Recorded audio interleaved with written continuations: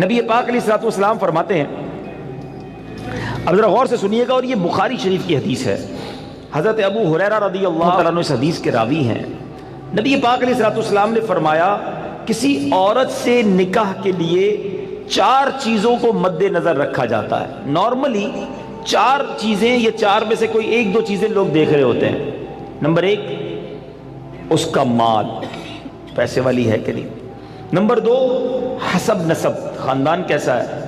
Number 3 حسن و جمال، اور number 4 کچھ لوگ ہوتے ہیں جو دینداری بھی دیکھتے ہیں۔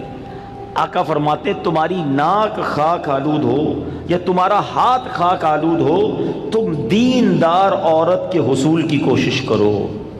یعنی دینداری کو فوقیت دینی چاہیے۔ احادیث کا یہ مضمون بھی ملتا ہے کہ جو کسی عورت سے عزت کے لیے شادی کرے وہ ذلیل کر دیا جاتا ہے، کوئی دولت کے لیے شادی کرے وہ غریب اور فقیر کر دیا جائے گا، اور جو دینداری کے لیے شادی کرتا ہے اللہ اسے عروج، برکت اور خوشیاں عطا فرماتا ہے۔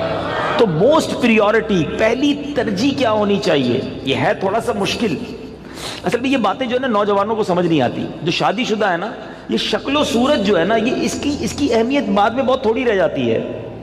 آج نوجوان اور لڑکے لڑکیاں ایک امیجنیشن میں ضرور ہوتے ہیں کہ چہرہ کیسا ہو، خوبصورتی کیسی ہو، لیکن شادی کے کچھ عرصے کے بعد چہرے کی وہ اہمیت نہیں ہوتی جو اخلاق کی ہوتی ہے، جو کردار کی ہوتی ہے۔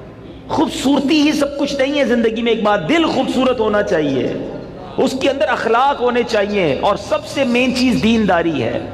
اب میں یہاں جو بزرگ بیٹھے ہیں ان سے ایک بات کرنا چاہوں گا کہ چلے یہ تو لڑکوں کی خواہش، لڑکیوں کی بات ہو گئی، ماں باپ کی خواہش کیا ہوتی ہے؟ فیملی ممبر سے پوچھیں، کسی بزرگ سے پوچھیں، بھائی آپ کو اپنے بیٹے کی شادی کرنی ہے، بہو کیسی چاہیے؟ تو وہاں بھی یہی ہوگا، خوبصورت ہو، پڑھی لکھی ہو، سمجھدار ہو، گھر گرستی آتی ہو، خاندان بڑا ہو، بس یہ 4-5 چیزیں۔ آج رشتہ ڈھونڈتے وقت دینداری کون چیک کرتا ہے؟ آپ نے کبھی یہ سوچا؟ اب میں ایک بڑی عجیب بات کرنے جا رہا ہوں، علماء نے کتابوں میں یہ بات لکھی ہے کہ علماء فرماتے ہیں کہ اس نوجوان پر اپنی ہونے والی اولاد کا حق ہے جس کی ابھی شادی نہیں ہوئی۔ جی ہاں، جس کی شادی نہیں ہوئی نا، اس کی اپنی اولاد کا ایک حق ابھی سے اس پر ہے، اور وہ حق کیا ہے کہ وہ اپنی ہونے والی اولاد کے لیے اچھی ماں تلاش کرے، کیونکہ ماں ہی پہلی درسگاہ ہے۔ ماں ہی اچھی نہیں ہے، ماں ہی دیندار نہیں ہے، ماں ہی برے کاموں میں ہے، تو اس کی اولاد کی تربیت کیسی ہوگی؟ یعنی آپ نے اپنی ہونے والی اولاد کے ساتھ ظلم کیا اگر آپ نے ان کے لیے اچھی ماں تلاش نہ کی۔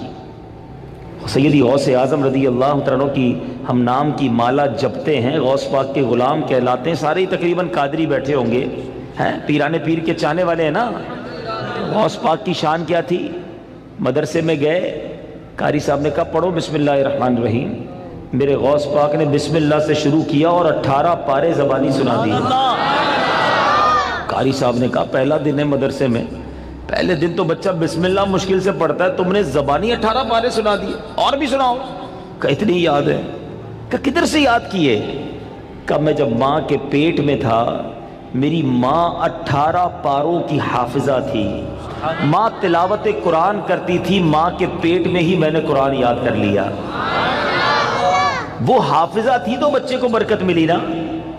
اب جو ماں فلمیں دیکھنے والی، گانے سننے والی، بے پردہ گھومنے والی، نمازیں قضا کرنے والی ہوگی، اس کے پیٹ میں جب بچہ ہوگا تو کیا اثر پڑے گا بچے پر؟ خاتون جنت بی بی فاطمہ، نبی پاک علیہ الصلوۃ والسلام کی شہزادی نے حسنین کریمین کو کیسے پالا ہے؟ یہ جنت کے پھول ایسے ہی نہیں ہیں۔ بی بی فاطمہ جب جھولا جھلاتی تھی تو قرآن کی آیتیں پڑھا کرتی تھی، بچپن سے قرآن سنا ہے حسنین کریمین کے کانوں نے۔ ہمارے بچے کیا سنیں گے اگر ماں دیندار نہ ہوئی؟ صرف خوبصورتی، صرف پیسہ، صرف جہیز۔ نہ کریں ایسا، وہ بچے بھی نہ کریں ایسا، اور ان کے ماں باپ بھی نہ کریں ایسا۔ سب سے پہلی چیز رشتہ کرنے سے پہلے جو دیکھنی ہے وہ اس کا عقیدہ دیکھو، اس کے ایمان کیسا ہے۔ بہت زبردست خوبصورت بھی ہے، پیسہ بھی ہے، جہیز بھی لائے گی، مگر اللہ رسول کے بارے میں عقیدہ اچھا نہیں ہے، اولیاء کے بارے میں کچھ اور سوچتی ہے، غوث پاک کی 11ویں منانے کو شرک سمجھتی ہے، اگر ایسی عورت ہے جو میلاد منانے کو جناب بدعت سمجھتی ہے، اگر ایسی عورت تمہارے گھر میں آ گئی جو صحابہ کرام یا اہل بیت اطہار کے بارے میں برے خیالات رکھتی ہے، بتاؤ نا کس کام کا اس کا پیسہ، کس کام کی اس کی خوبصورتی جو میرے پورے گھر کے عقیدے کو برباد کر کے رکھ دے۔ اس باپ پر تف ہے اور اس نوجوان پر بھی تف ہے کہ جس نے شادی کرتے وقت یہ نہ دیکھا کہ میری ہونے والی جو بیوی ہے اس کا عقیدہ کیا ہے، اور پھر نماز پڑھتی ہے کہ نہیں، پردہ کرتی ہے کہ نہیں۔ ارے اگر بے نمازی اور بے پردہ عورت تمہارے گھر میں آتی ہے تو وہ کیا بچے کی تربیت کرے گی، اور تمہارے آئندہ آنے والی نسلوں کا کیا ہوگا۔ اور اسی طرح جو میری بہنیں مجھے سن رہی ہیں، اور وہ مائیں جو مجھے سن رہی ہیں، وہ والد جو مجھے سن رہے ہیں کہ جو اپنی بچیوں کے لیے رشتہ تلاش کر رہے ہیں، کیا دیکھتے ہیں؟ بچہ دکھتا کیسا ہے؟ ارے بھائی دکھنے میں کمزور ہوگا پھر بھی چلے گا، پیسے کس نے کماتا یہ بتاؤ ہیں؟ خاندان کیسا ہے؟ اچھا پھر ہم 2-3 برائیاں چیک کرتے ہیں، یہ بھی بڑا عجیب معاملہ ہے۔ کیا چیک کرتے ہیں؟ شراب تو نہیں پیتا، جوا تو نہیں کھیلتا، نشہ تو نہیں کرتا، بس یہ 2-3 برائیاں ہی چیک کرنی ہے۔ یقیناً شراب پینا حرام ہے، جوا کھیلنا حرام ہے، نشہ کرنا اچھا نہیں ہے، لیکن نماز نہ پڑھنا کوئی گناہ نہیں ہے، سب سے بڑا گناہ ہے۔ اچھا پھر یہ تینوں چیزیں پتہ کیوں چیک کرتے ہم؟ اپنے دل سے پوچھو، گناہ ہے اس لیے یا لوگوں کو برا لگتا ہے اس لیے؟ خاندان کا نام خراب ہو جائے گا نا، کسی نشئی کو داماد بنا لیا، کسی شرابی کو داماد بنا لیا، اپنی بیٹی کسی جواری کے ہاتھ میں دے دی، لوگ کیا کہیں گے؟ اس لیے اللہ ناراض ہوگا اس کی فکر نہیں۔ اگر اس کی فکر ہوتی تو پہلے یہ چیک کرتے اس کا عقیدہ کیا ہے۔ ایسا بھی ہوا ہے، ہم نے دیکھا ہے کہ اپنے باپ نے اپنی بیٹی کو پردہ کرایا ساری زندگی، اولیاء کرام صحابہ کی محبت گھر میں تھی، اور ایسی جگہ بیٹی بیاہ دی کہ شادی ہونے کے بعد سسرال والوں نے کہا کہ پردہ ختم کرو، ہمیں پردہ اچھا نہیں لگتا، اور خبردار آئندہ اولیاء کرام کا نام لیا۔ اب باپ سر پکڑ کے روتا ہے، پتہ نہیں اپنی بیٹی کدھر دے دی۔ اب خیال آیا تمہیں، پہلے نہیں سوچنا تھا؟ رشتے میں سب سے پہلے عقیدہ ہے۔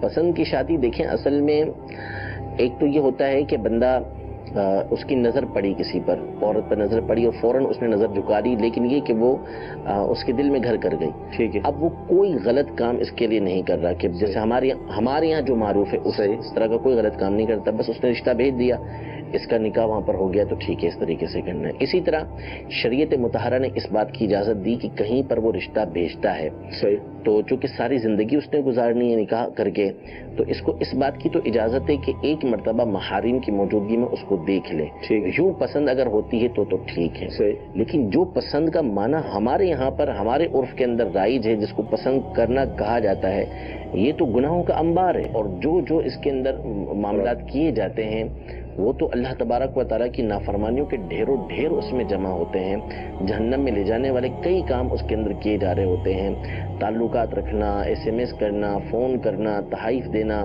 ملاقاتیں کرنا، یہ ساری چیزیں ہمارے معاشرے کے اندر ہو رہی ہوتی ہیں، اور یہ سارے کے سارے حرام کام ہیں۔ اس کی تو شریعت میں کسی طرح بھی گنجائش نہیں ہے کہ اس طرح کے کام کیے جائیں، اور وہی صورت کی نظر پڑی یا جو دوسری صورت بیان کی کہ اس انداز میں اگر پسند کی بات ہے تو ٹھیک ہے۔